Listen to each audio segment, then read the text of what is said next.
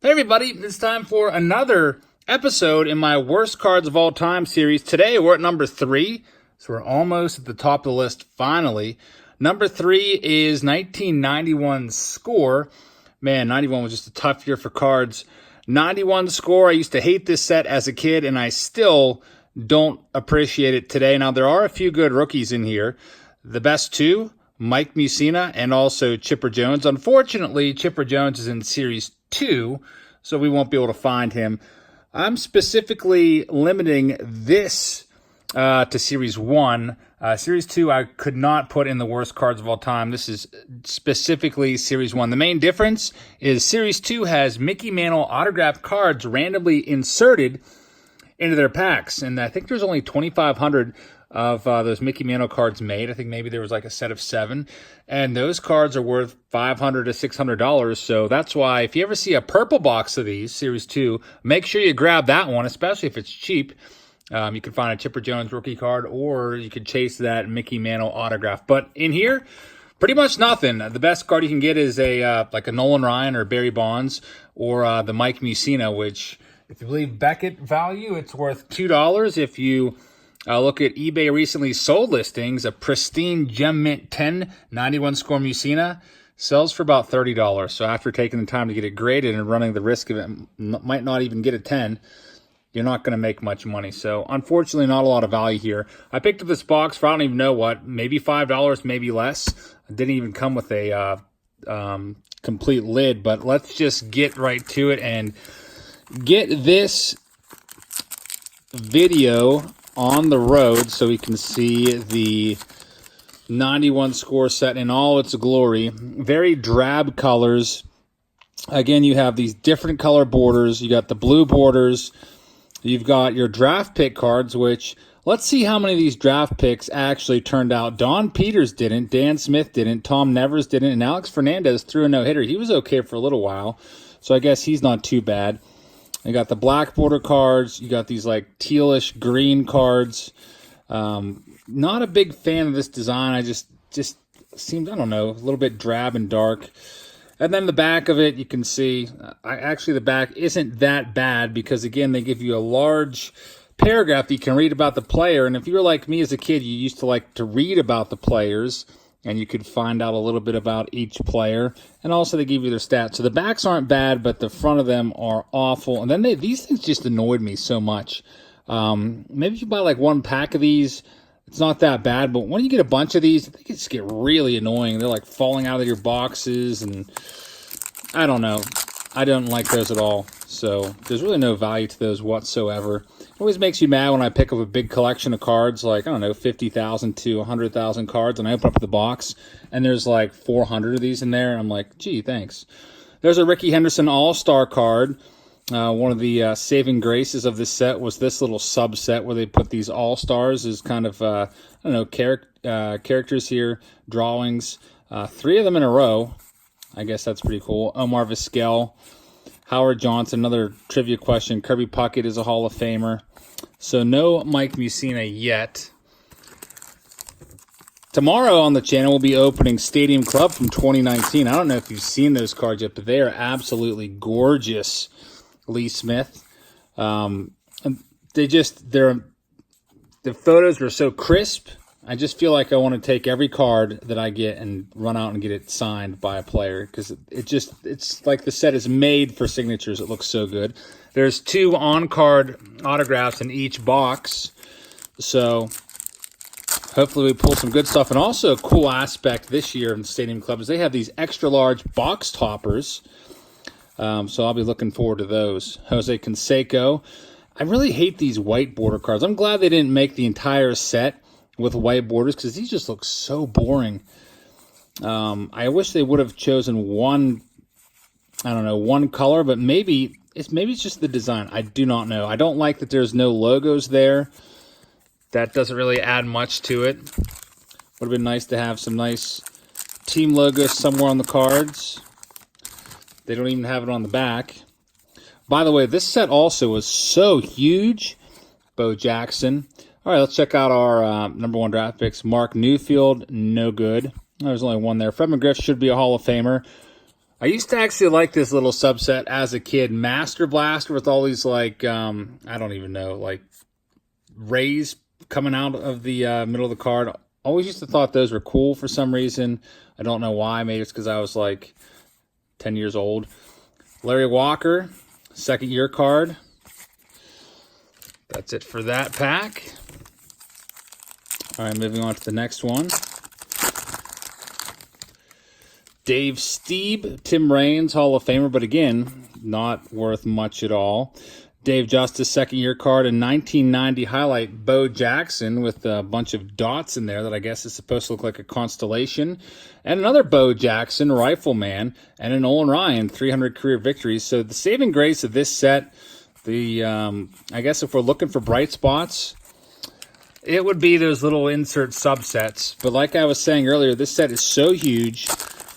There is 893 cards in the set for some reason. Like, they did everybody from Oscar Azokar to some of these guys you probably never even heard of. There's Bobby Witt, father of Bobby Witt Jr., the number 2 overall pick in the draft this year.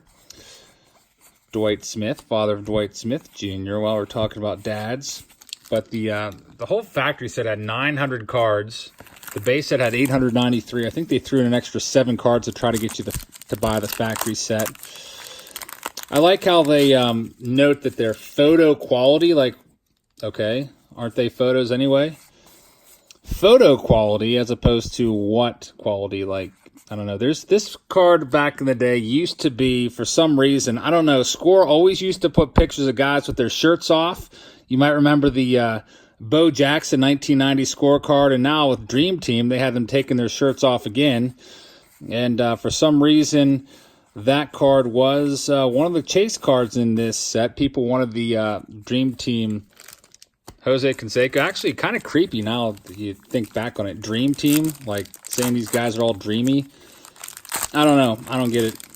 We'll see if there's any more of those Dream Team cards coming out of this series. I think there's a couple other ones. I think I remember Kirby Puckett with his shirt off, like jumping up against the wall.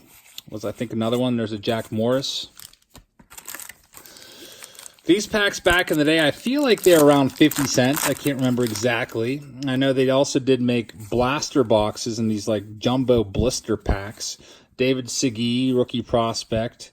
Carl Tuffy Rhodes, kind of a failed prospect. Then he went over to Japan and then became like the biggest slugger ever over there. Well, not ever, but one of the greatest sluggers, just hitting tons of home runs.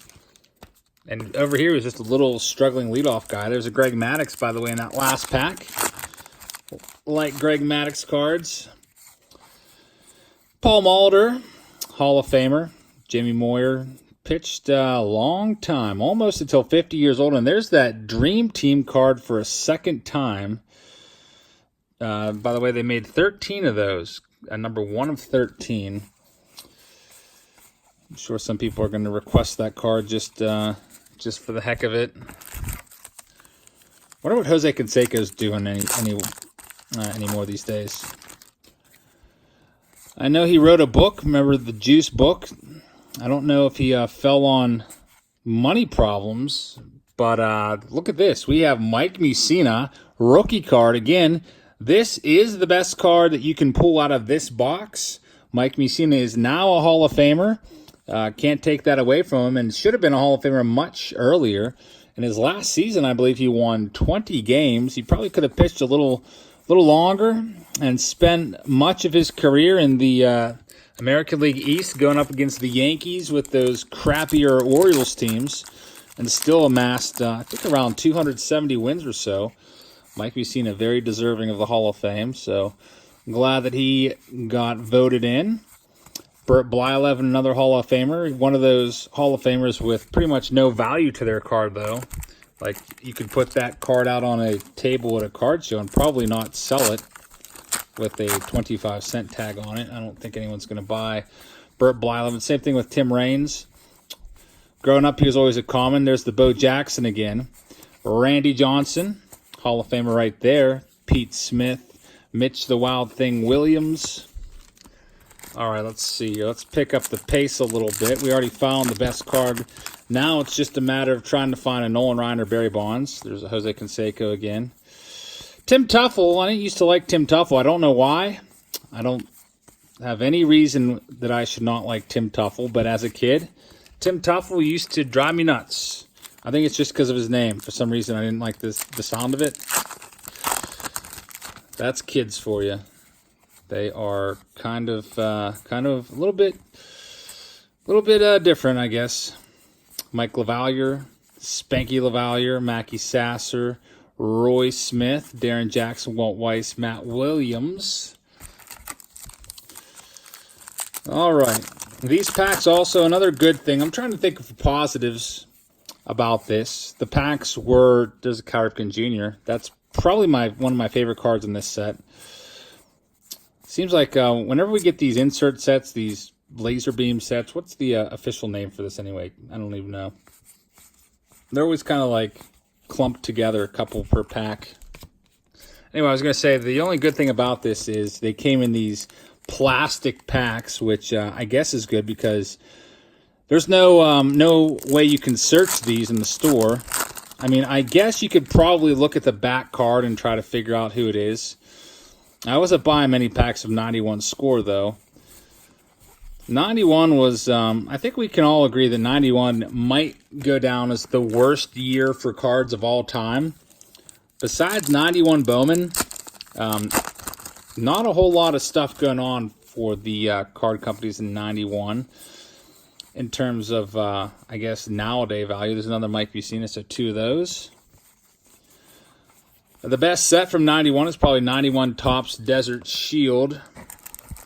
Those 91 Topps cards that were distributed over overseas to our troops serving us. We got, let's see here, nobody good so far. Dave Justice is probably the best one. What do you guys think is going to be number 1 and number 2 on this list? I would love to know. You probably can figure out my algorithm, and you could probably kind of see the cards that I like and the cards I don't like, and I'm sure probably at least half of you can figure out the top 2. Now, the only difference is what's the order going to be? Who's going to be number 1? Who's going to be number 2? I guess you'll have to find out. We do about one of these a week. And also, since this series will be ending in 2 weeks, I'm going to have to think of a new series. I like to do these little series from time to time. Give us something to look forward to on random days. Usually do these on like Mondays or Tuesdays. I don't know. I was thinking about like the most underrated sets of all time, Cal Ripken Jr., or the most overrated sets of all time. Because there's some sets that, or some boxes that you still have to pay like, I don't know, a bunch of money for. And it's like, why am I paying so much money for this box when there's literally nobody good that I can pull out of here? So that's another idea. So if you guys have any ideas for series that you'd like to see me do, starting up in like, I don't know, mid-July, let me know in the comments. I get a lot of my good ideas from you guys. You guys were the ones that suggested that I do Throwback Thursdays. You guys were the ones that suggested I start doing breaks back in October. So I do listen to your good ideas, and you guys have a lot of them. All right, let's see here. A couple Hall of Famers here. We got a Roberto Alomar and an Alan Trammell. There's Ramon Martinez, not a Hall of Famer, but that's Pedro Martinez's brother, his older brother. And Ramon Martinez was all the rage back in the late 80s. I don't know, 1989, 90. Everyone thought he was going to be just an absolute superstar, but we were wrong. I mean, he was okay and hung around for a good bit, but never really became a superstar. His brother sure did, though. Good old Pedro Martinez. We used to call him Pedro J. Just because there's another Pedro Martinez that used to pitch for the Padres, and he always had Pedro A on his cards. I guess that was a little annoying. All right, we've got Jeremy Burnett. He was the number 1 draft pick, and he lasted for a while. His career kind of like came to a close in Pittsburgh in the mid-2000s. He was always a nice power bat. All right, let's check out these last couple packs, and then we can throw this box away. No By the way, there's no cards printed on the bottom of this box, so I don't know why. Sometimes Score did that. I know they did in 88, but they definitely did not do it in 91. A couple more packs to go. See if we can get this video done before 20 minutes, because I don't know if you guys can sit through 20 minutes of 91 cards. There's only about 6 packs left, though, so try to get it done for you. See if we can find the Nolan or Barry. Maybe another Dream Team card. I don't know. That Jose Canseco might be the only Dream Team card in Series 1. They might have loaded up Series 2 with all the Dream Team. There's a Craig Biggio, Hall of Famer. Again, I guess that's another reason why you might want to buy Series 2 of 91 Score. If you're ever faced with that choice. I don't know if I don't know how often that choice even comes along unless you're going on eBay. There's Ozzie Canseco. By the way, that's Jose Canseco's identical twin brother. They look exactly the same. One of them, though, was a lot better at baseball than the other one. That could be because of steroids. I do not know. Could have been because of work ethic, but Ozzie Canseco never really stuck in the major leagues, despite having the same exact genes as his brother, Jose, who'd go on to hit over 400 home runs, despite most of them probably being not legitimate, just because he was a confessed user of steroids. I wonder how a lot of these players would have been had they not taken steroids. We'll never know. Would Jose Canseco have been like an Ozzie Canseco and really not stuck in the big leagues at all? We will never know. History has been forever changed. And luckily now the game is clean. So at least for the most part, there's still guys that get suspended every now and then, like Frankie Montas just got suspended from the A's. Still guys still trying to cheat the system, I guess. And hopefully they're catching most of them that do so. All right, we're down to 2 packs left to go. No Nolan Ryan, no Barry Bonds. At least we got 2 Mike Mussinas. All right, let's see here. Really hate these white border cards. They're just awful to look at. Carlton Fisk, Hall of Famer. He played a long time. His rookie card is 1972 Topps, and here he is still in 91 Score. So this is the last pack. Special consumer offer. See details. I didn't even see that. Oh, you get a vinyl, some storage sheets. Oh, that's cool. Looks like you don't get cards with them. That's great, I guess. $12. And the only thing cool about them is they have Score printed on the sheets. Kind of a ripoff. Man, these card companies, they did make money hand over fist back in this time period. They were just printing these cards because to them it was like printing money. And that is it for 1991 Score. Number 3 on my worst set of all time. I literally hate seeing these cards whenever I'm out. If I ever see collections with a bunch of 91 Score, I just kind of like say no thanks, or I don't even bother to look through them. I mean, some years you'll go and you'll shuffle through the cards, like, I don't know, like I come across, for example, like, I don't know, another set in this era, like 89 Topps Trade. I'll go through and see if the Griffey rookie card's in there, but I won't even pick up a box with 91 Score in it. Just, there's no value to it. The card design's pretty average. I don't know. If I offended anybody because you love 91 Score and it was like your dream set as a kid, I'm sorry if I crushed your dreams. Everyone sees cards differently and has different preferences, but I just thought this video would be fun, and maybe we'll all agree on numbers 2 and number 1 as being absolutely awful. You have to wait for next week for number 2, and then the week after that we'll do number 1. Thank you so much for watching, everybody.